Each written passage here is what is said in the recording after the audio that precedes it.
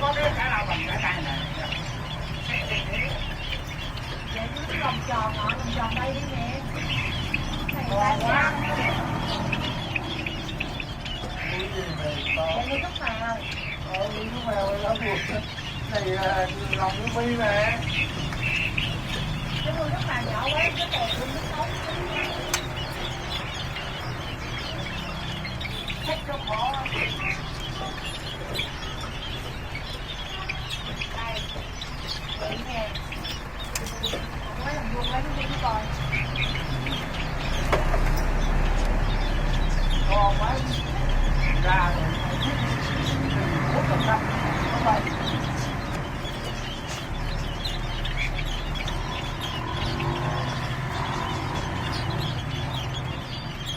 Mỗi điều kiện ghê luôn, 4 tuần 5 cái triệu.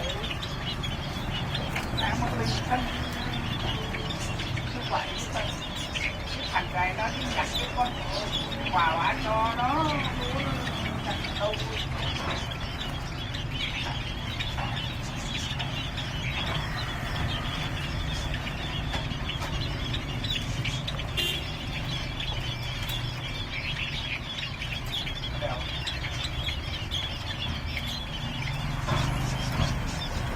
Lòng này là xài được không nha mọi là xài ok được thôi, chứ còn cấp độ này nó không tốt mấy cái kia nha.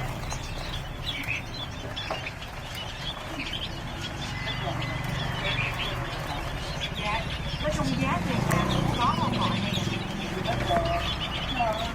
Bán như thế nào rồi ấy, nói như vậy là bước là cháu là nó rất như vậy. Không phải bốc tê chừng này, cái này là xài được năm hơn, còn kia xài lâu hơn. Với lại cái này kia nè, nó cũng không cấp lại bằng cái khác. Và giá thì là theo thì đó. Anh Ngọc không biết này đúng không? Cái không biết đâu. Biết thì đã nói gì. Còn anh chàng lấy cái lái xong rồi. Còn cái này lấy lái nha. Cái này lấy này đúng không? Không phải. Sao đâu có biết là Dạ, cỡ đó. Đang còn cái này.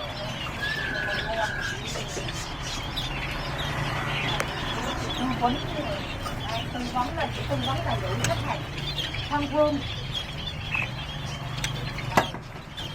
Cái này cái này chắc chắn nó không bị gãy. Đó, còn cái này nó gãy lên. Bây giờ khách có 3 chạc đâu không có gãy nào thấy không? Đây là đèn dẻo. Còn đèn đen đụng nó gãy lên. Nó trong mọi cái đây rồi, nó biết được 3 ở đâu. Đèn 570, đầy đủ từ từ luôn. Đó, dòng này nữa, mẫu mới nữa. Cái nhỏ hơn nè. Khách lại cái muốn đặt cái đại thật đây đó. Đó, nhỏ hơn đó. Đó, cũng bằng giấy với nhau luôn nè. Chia trắng chia đen thôi. cho cái xích đen cho nó Thêm cho nó đúng không?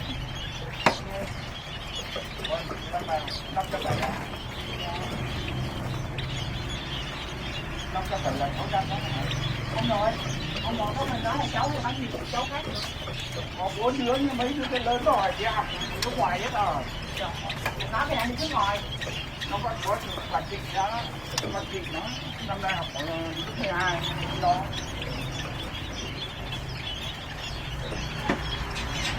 Nó vui con kẹt mà bán cho nó.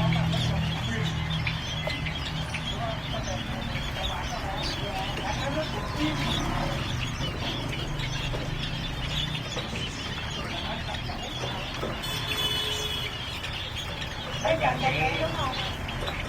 Đây là kẻ này.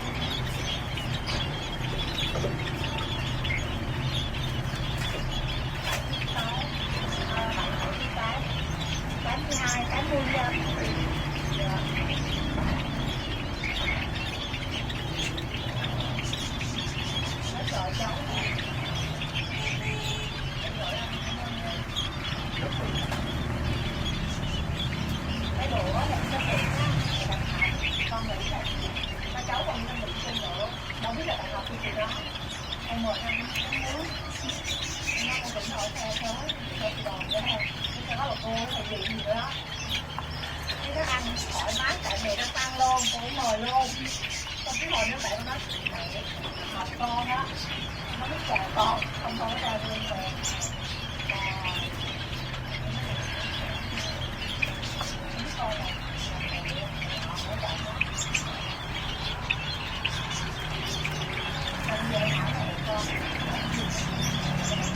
rồi mẹ đáp gì cho mẹ giữ lại có vậy đó mẹ ơi cái kim phá con đó mẹ à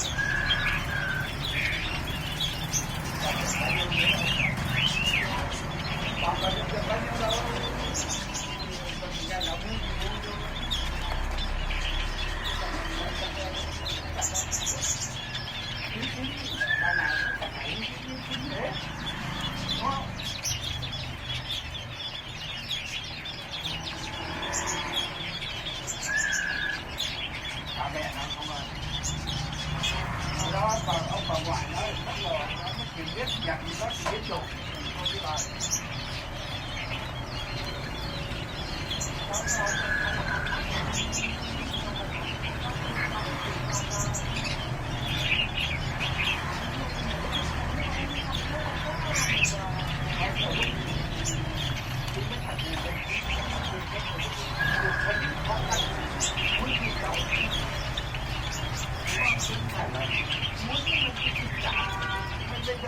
các cháu bây giờ không có phải làm đâu đến lúc nó lớn nó nghĩ là ông ngoại là không phát triển nó của nó nghĩ được cái chuyện đó còn nó có cái chuyện là và sinh sống cả lẽ bảo bố mẹ mấy cái chuyện đó thân luôn cho con là thế này thì con là thế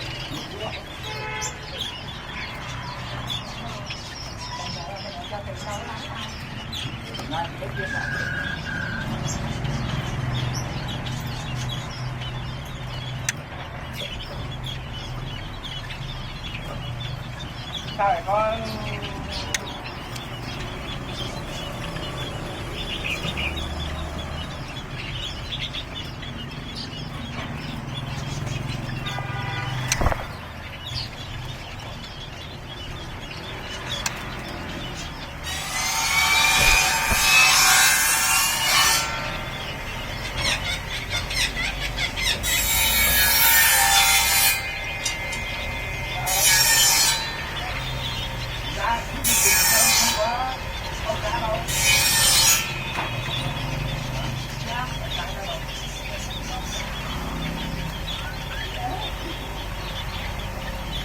thế giỏi thế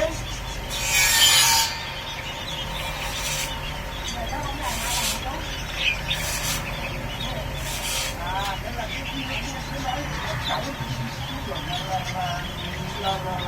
con cháu cái đó là con là cháu nghe thấy nói là con nhưng mà cái tưởng đó là bày ăn chúng tôi đi mua đồ thấy ba con đúng không?